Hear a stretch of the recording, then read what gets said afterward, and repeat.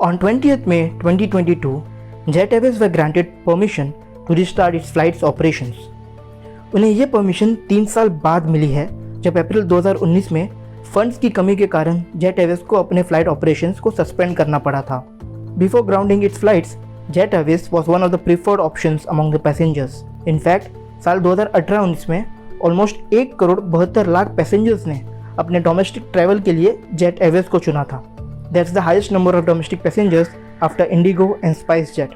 Not just this, in financial year 18-19, Jet Airways had the highest market share of 12.1% of international operations in India. जब सब इतना बढ़िया था तो एकदम से जेट एयरवेज ने अपनी सर्विस सस्पेंड क्यों कर दी?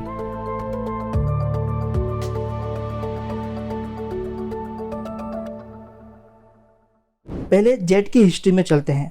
जेट एयरवेज की शुरुआत 1993 में नरेश गोयल ने की थी. By 2002, Jet Airways had the highest market share in Indian civil aviation industry. Jet Airways was a full service carrier. Full service carrier उन एयरलाइंस को कहा जाता है जहां इन फ्लाइट मील्स प्रोवाइड किए जाते हैं, बिजनेस क्लास सीट्स और लगेज अलाउंस होते हैं और फ्लाइट टिकट्स थोड़े एक्सपेंसिव होते हैं. एग्जाम्पल के तौर पर विस्तारा और एयर इंडिया. वहीं दूसरी ओर लो कॉस्ट कैरियर्स भी ऑपरेट करते हैं जहां कम सर्विस प्रोवाइड की जाती है और उनके टिकट प्राइसेस एफएससी के कंपैरिजन में कम होते हैं. एग्जाम्पल के तौर पर IndiGo, SpiceJet, GoAir. Now this low cost carriers turn out to be a big problem for Jet Airways. All this LCCs have started in early 2000s and as per a report, by 2013 the LCC had a market share of 60.8% and by 2019 the market share reached up to 72%. Now to stop the dominance of the LCC, Jet Airways did take a step. Now before we talk about the step, हमें पहले समझना होगा कि एक airline business work कैसे करता है.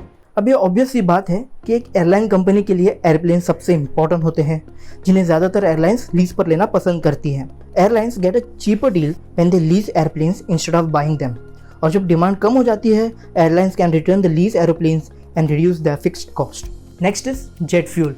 एक रिपोर्ट के अनुसार इंडियन एयरलाइन कंपनीज के रनिंग कॉस्ट का तकरीबन 40% जेट फ्यूल कवर करता है. वही globally it is around just 23%.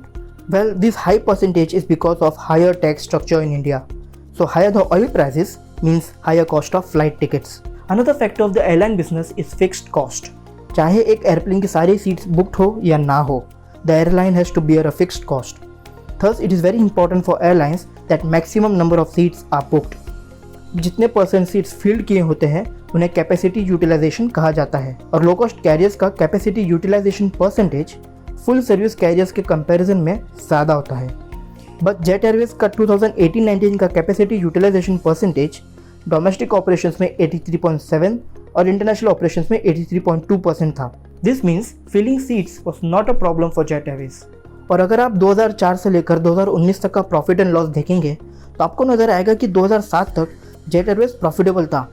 यानी ना सिर्फ वो अपने टिकट्स बेच पा रहे थे बल्कि फ्यूल कॉस्ट, फिक्स्ड कॉस्ट, दूसरे सारे एक्सपेंसेस को मैनेज भी कर पा रहे थे. But after financial year 2007 jet airways kept on facing huge losses. But why? And the reason is death.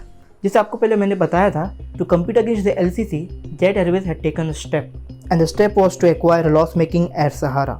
For this deal jet airways had raised a debt of 1450 crore rupees. Acquisition के बाद air Sahara was renamed to jet lite, a low cost career.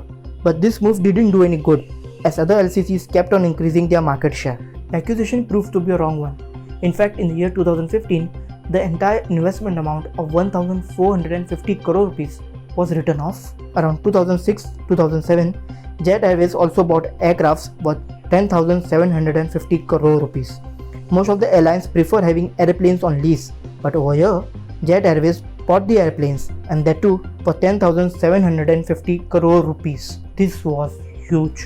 And what followed next was the 2008 financial crisis. I'm sure Naresh Goyal wouldn't have thought about the recession in the near future while buying Air Sahara and those airplanes for 10,750 crore rupees. Recession के कारण air travels की demand कम हो गई और oil prices बढ़ गए. Due to higher fuel cost and debt, Jet Airways couldn't make profit post financial year 2007. और साल 2013 में कंपनी में फंड्स की बहुत कमी थी.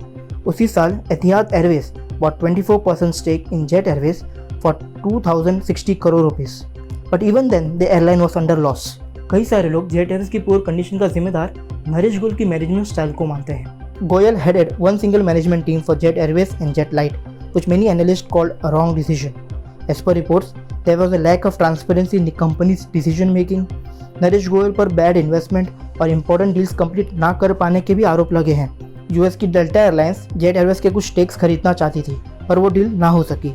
टाटा सन्स भी जेट एयरवेज में इंटरेस्टेड थे, but even then that deal failed. Etihad Airways was asked to increase its stake, but due to Naresh Goyal being at the helm, Etihad didn't invested more. Due to the increasing pressure from the creditors, on 25th March 2019, Naresh and his wife Anita Goyal resigned from the board, and on 17th April 2019, Jet Airways had to suspend its operations as it could not secure an emergency fund of 400 crore rupees. Emergency fund होने वाले unplanned expenses या financial emergency के लिए reserve किए जाते हैं। Operation suspend करते वक्त जेट एयरवेज का कर्ज 8,000 करोड़ रुपए से भी ज़्यादा था। अब 3 साल बाद jet airways is back. It is been revived by UAE businessman Murari Lal Jalan and asset management firm Carl Rock. The new owners have committed funding of about 1,350 crore rupees as part of the airline's bankruptcy process. और उन्हें air operator certificate भी मिल चुका है, which basically permits them to start their operations.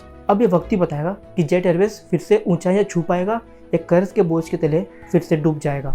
Hey friends, उम्मीद है आपको ये video पसंद आया है। If yes, then please like and share this video और बिहाइंड द ब्रेंड्स के और भी ऐसे वीडियोस देखने के लिए नटशेल को सब्सक्राइब कीजिए। Till then, keep on watching.